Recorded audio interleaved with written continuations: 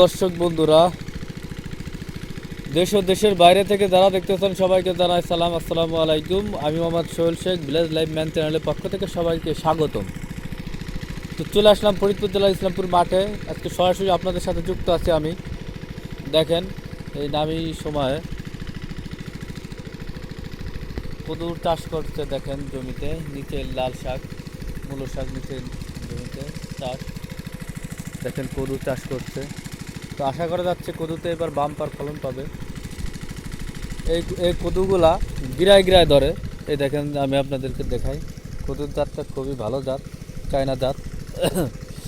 দেখেন কদুগুলার বোক গিরায় গিরায় কি কি পরিমাণ আর কি ফুল আছে দেখেন। তো আপনারা এইভাবে জমি ফেলে না রেখে কদু চাষ করতে পারেন, পাশাপাশি শাকসবজি চাষ করতে পারেন। দেখেন মাশাআল্লাহ খুব সুন্দর হয়েছে।